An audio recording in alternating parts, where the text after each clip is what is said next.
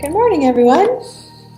Really have any particular specific design for how these sessions were gonna roll out, because I didn't really have much time to think about it before deciding to do this. So the cool thing about that, though, is that it's allowed me to kind of just be in the moment inspiration about what to do. And I was thinking this morning, just sitting quietly thinking this morning about what we might do today.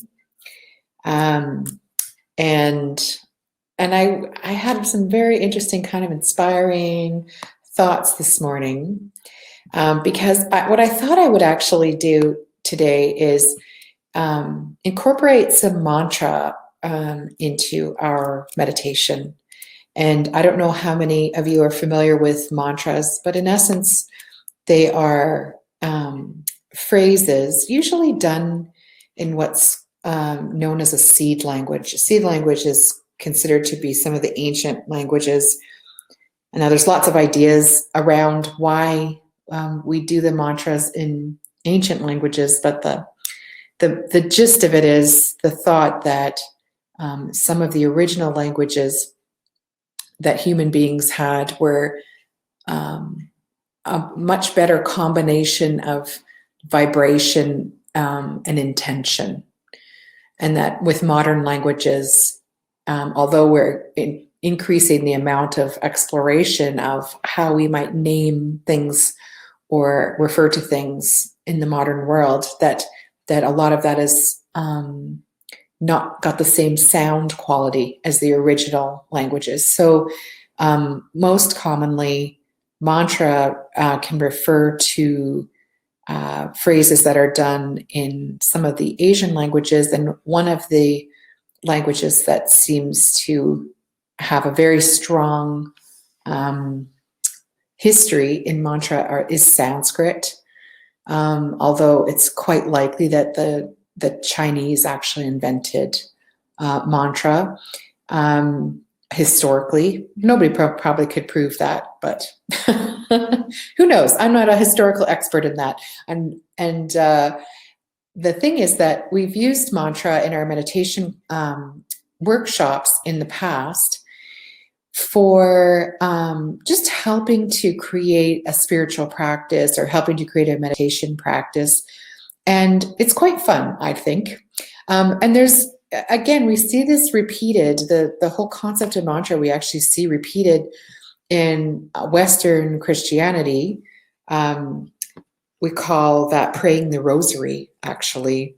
And so a rosary depends a little bit on the time frame that you're talking about, but the rosary actually is a reflection of the original mala, which is this chain of beads that are used for prayer counting, basically. So a mantra is something that's repeated in a certain language. It has a particular sound quality that is supposed to be in alignment with what the mantra is actually about. So some of the mantras that you can chant are quite complex, and of course it's in Sanskrit, which is sometimes a little bit hard of a language to pronounce to our ears.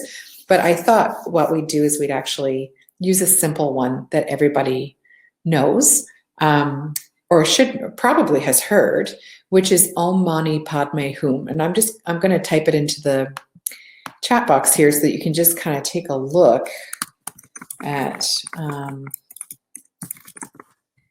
what that looks like written down in English. And again, the pronunciation is Om Mani Padme Hum. Now we're going to combine this with our meditative exercise that we've been developing. And we're going to combine it today also with the sacred space of the heart.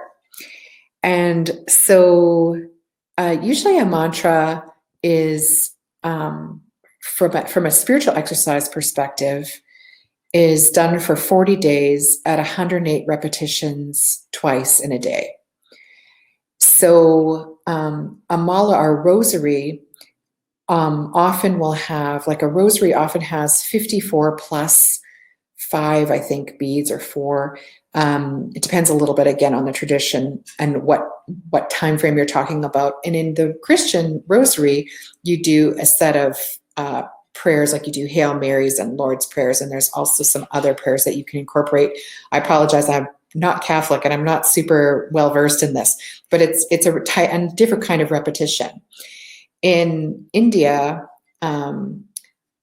or basically in Buddhism and in Hinduism, there are mala repetitions that are done. And in this particular case, we're going to do a Sanskrit one, but same, it's 40 days, 108 repetitions times 2.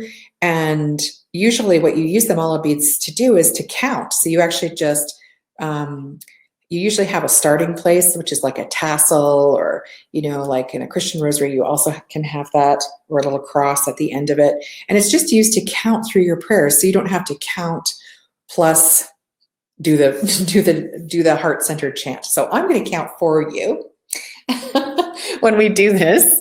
And the other thing that struck my fancy this morning, and again, this is a little bit inspired, just talking about the sacred space of the heart, I was just thinking about this, and a couple of pieces of information kind of came to me this morning that I'd totally forgotten about. And the first is that, in the Tibetan and Indian traditions, and again, like we're encompassing many traditions here, and I'm using the general terms. I'm not using specific terms, but there's considered to be the sacred space of the heart has a name. In Sanskrit, it's Hrit padma, and so it's interesting that we're actually using padme as a root word here, but it's referred to as the location where the flame that is not of this universe burns, or the Sacred Heart. And of course, we also see the Sacred Heart reflected in Christianity, and the irony of the fact that there is a crown on the heart struck me this morning as both beautiful and also funny, since we have the coronavirus going around, and it's actually affecting the heart. Isn't that interesting that we have that going on? So I think our meditations where we've been going into the sacred space of the heart is just super timely and completely accidental on my part. So it's said that as a mantra is chanted, the vibration of that mantra enters one of the 108 channels through the body. And this is where the original 108 number comes from. And so by doing a chant this many times, we're actually consciously entering the energy of the mantra into each channel. So this particular sacred space of the heart, or this other, the Sacred Heart, is considered to be a separate energy center that has a very distinctive quality. It actually has, they consider it to have a mythical wish-fulfilling tree in it. And so we're going to actually do meditation around the wish-fulfilling tree, because I think that'll just be a beautiful thing to put in your sacred space if we can manage it today. In Orasoma, I don't know how many of you guys know that I have Orasoma bottles in my practice. Usually we only use those at the end when somebody has actually gone through an entire healing process. And we get to the end where you've done most of your big energy work, and then a lot of the time we'll go into doing Orasoma. And Orasoma is a color therapy system. There's about 115 bottles, I think, now that are 2-colored, and it's a wall of bottles, and they're beautiful to look at. And you choose and we basically spend time talking about like what's the symbolic color message of what it is that you've chosen. And what's interesting about that line is that the color that I feel I have the most affinity to is the turquoise color. And the turquoise is actually supposed to be the color of the Ananda Kanda, which is that secondary piece of the heart. And I think there's a relevance and a connection to the Hrit Padma and those in those bottles. So they're so beautiful. One day, hopefully, when we all come out of hiding, have a chance to take a look at that. So, and again, I just want to speak to the fact that we've talked about using our will to become more engaged with the world, even though we're more hidden away, that we don't disengage, that we actually continue to remain engaged and exploring new things and trying to cultivate in us that desire to use our will forces in a way that is going to be supportive to ourselves and the people around us. So there's a beautiful quote from Goethe, which says, "Knowing is not enough, we must apply. Willing is not enough, we must do." So to kind of bring those forces in and actually make use of them, I think is a beautiful thing. And so today we're going to introduce the mantra. And mantra has been used historically also to as a type of prayer, as a type of prayer that brings in a certain energy. And what Om Mani Padme Hum brings in is it's a mantra that's used to develop compassion for yourself and for other people, allowing you to see clearly. And that's what we really want to do, is we want to see clearly from the center of our hearts, and we want to engage with that energy in a way that helps us to engage the will. So that said, we're going to start this morning's meditation. And so I hope everybody can get in their comfy position. Settle your feet on the floor. Settle your back into the back of your chair or wherever you're seated. If you can do a meditation posture, that's great. If you can't and you just stay comfortable, it's so much easier when you're comfortable. And then we're going to start our breathing, our heart-centered breathing that we've learned in the earlier sessions, which is just 5 seconds in, 5 seconds out. So breathing in, 2, 3, 4, 5, and out, 2, 3, 4, 5, and in, 2, 3, 4, 5, and out, 2, 3, 4, 5, and in,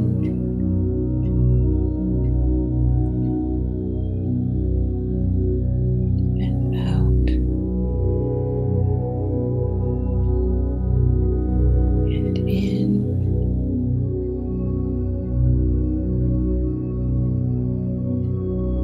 and out,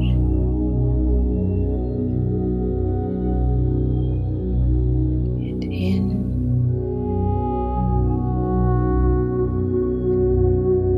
and out.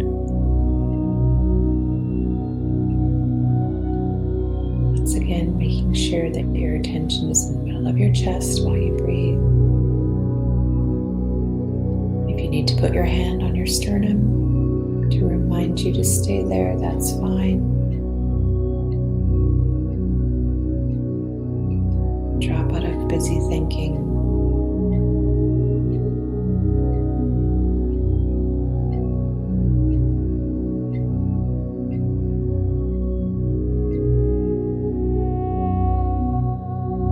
Beautiful rhythmic breath, creating coherence in yourself and the group today that you're meditating with.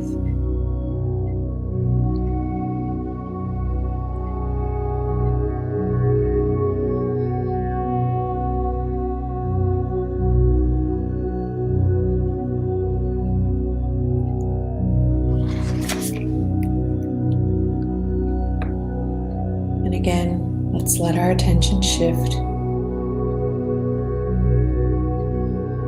to the place on earth we find most beautiful.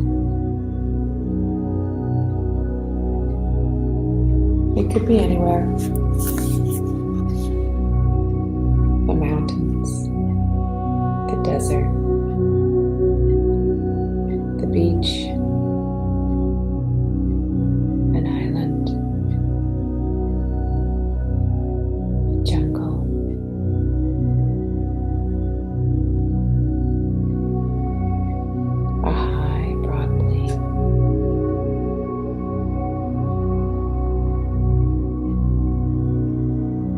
settled on a location, just see it in as much detail as you can. See the big details, the large structures around you.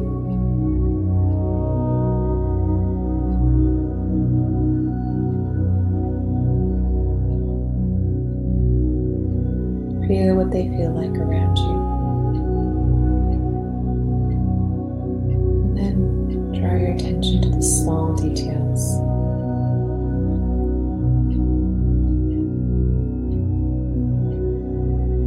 Perhaps it's trees moving, plants growing, the drip of raindrops, the heat of the sun,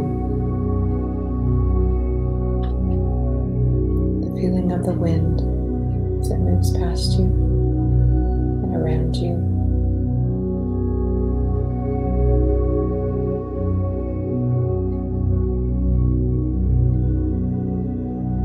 See or sense the creatures around you. They are all part of the place on the planet that you love the most.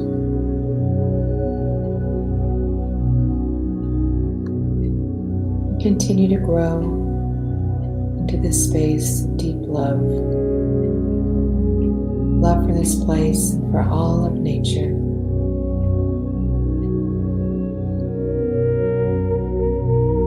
Feel it until your heart is beating with the warmth of your love.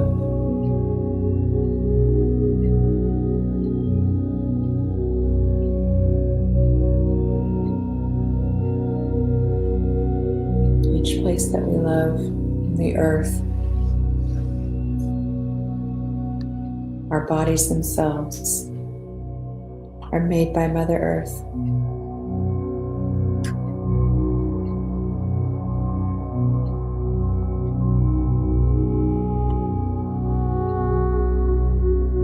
We are made of great balls of cosmic dust enlivened by the energy of the feminine, by the power of the feminine.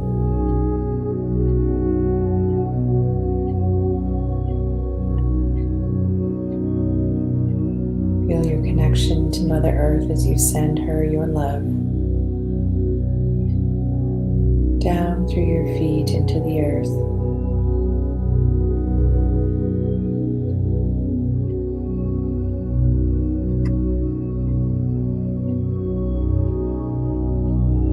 Down into that vast place we call home, the center of the planet.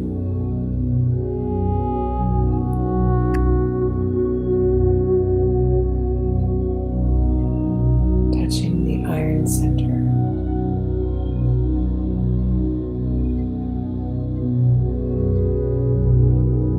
Wait to feel the love of Mother Earth coming back up through all of the layers.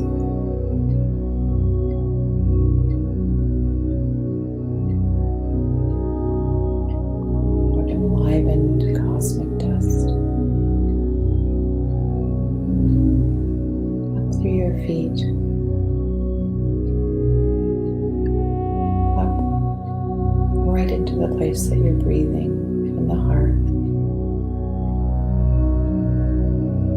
where your attention lies. Feel the love entering. As that love enters your body, open completely. Allow it to move anywhere in your body. Let it enter all of your cells, through your light body, wherever it wishes to move. Feel this beautiful love that you've been surrounded with and remain in union with it. Without breaking that bond, look to your Father, your Heavenly Father, and to the rest of creation beyond the earth. Place your attention on the night sky. Seeing the Milky Way as it meanders across the heaven. Watch the planets and the moons swirl around you and the earth. Feel the sun hidden beneath the earth, realizing the incredible vastness of space.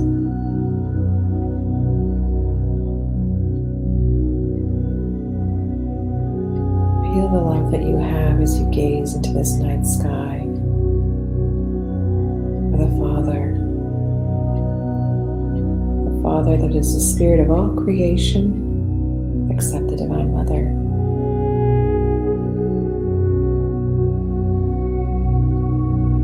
A beautiful feeling that you get standing on the earth and gazing into the night sky that you know goes on forever.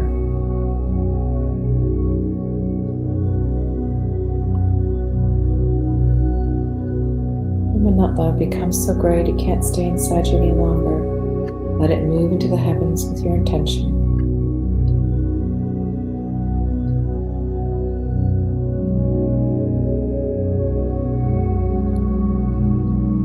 Send it to the unity conscious spirit around the earth, or to the sun. Remember, the sun is connected to all other suns or stars and eventually to all life everywhere.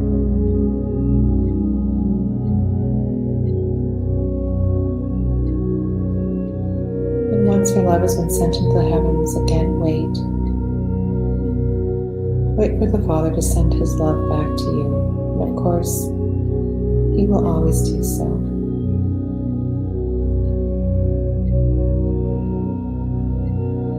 And just like the mother's love, when you feel the love of the Divine Father, let it move anywhere it wants to.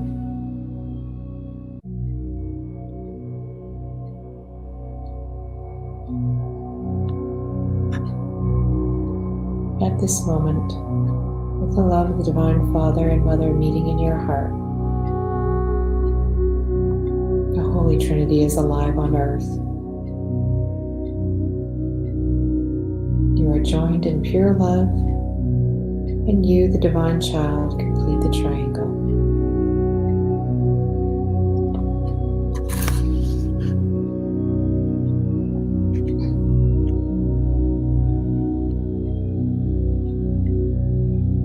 Now, once again, we will enter the sacred space of the heart.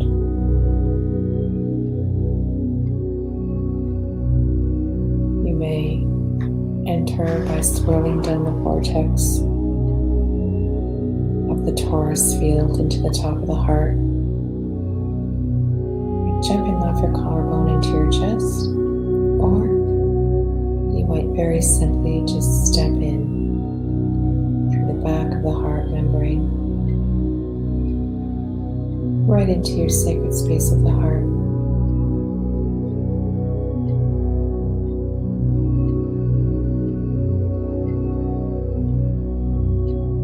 It's totally fine if that space is still and dark and quiet, or it may have many layers of detail to it. It makes no difference. Whatever you have there is exactly right.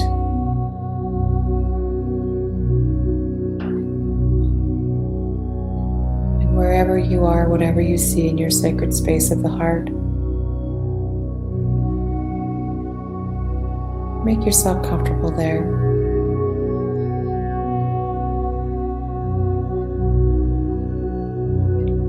You might find yourself walking to a place or seated. It makes no difference. What we are going to do here is we are going to find the mythical wish-fulfilling tree. Now, a tree might appear in front of you, very physical and real. Or perhaps it's an image only, it floats in your space. Whatever feels right to you is perfect.